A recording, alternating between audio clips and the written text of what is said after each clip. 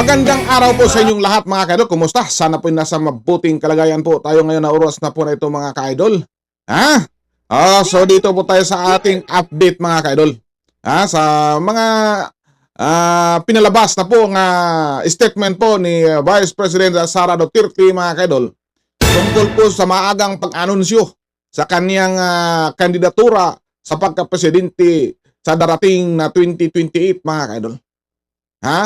At hindi natatakot si Vice President Sara Duterte mga kaidol nga sa kanyang maagang pag-anunsyo ay babatikusin. Dahil po sabi niya mga kaidol ay nasanay na siya mula pa noong binabatikos at sinisira na ng administrasyong ito mga kaidol ang kanyang pangalan. Sari-saring likramo, sari-saring kaso mga kaidol. Sa ngayon nga mga kaidol, 4 na impeachment complaint ang nasa file po doon sa Kongreso. Doon po, napasa na po sa Secretary General ng Kamara mga kaidol. So, ginamit ang lahat ng makinarya ng administrasyon na ito mga kaidol para sirain ang pangalan po ni Vice President Sara Duterte. Pero, lalong minamahal ng taong bayan si Vice President Sara Duterte mga kaidol. Sa akin mga kaidol, marami ang nagtatanong sa akin doon sa aking comment section. Magkano daw binabayad ni Vice President Sara sa akin? Bakit lagi ako nagpo-promote kay BP Sara?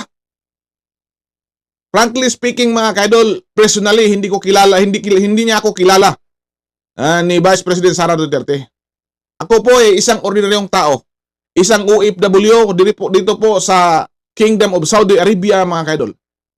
So kami pong mga OFW ay tunay po naming minamahal si Tatay Digong Duterte mga kaidol dahil po sa kanyang nagawa sa amin. Kaya si Vice President Sara Duterte, minahal na rin namin mga kaidol na mga OFW. So ang buong suporta po namin ngayon sa deklarasyon ni Vice President Sara Duterte sa 2028 election, buong-buo po ang aming suporta. Ang OFW mga kaidol, buong mundo nagmamahal po sa mga Duterte. Yung mga balita-balita nilang kunti na lang ang mga OFW nga nagsuporta sa Duterte, hindi yan totoo mga kaidol. Ang totoo nito, ang lahat ng OFW ay nagmamahal po sa mga Duterte family mga kaidol dahil sa kanilang nagawa. So isipin mo, ang passport namin 10 years na mga kaidol. Nung panahon ng pandemya mga kaidol, si Duterte nagbigay ng tulong sa mga OFW stranded mga kaidol. So ganyan po ang aming utang na loob sa mga Duterte mga kaidol. Kaya sa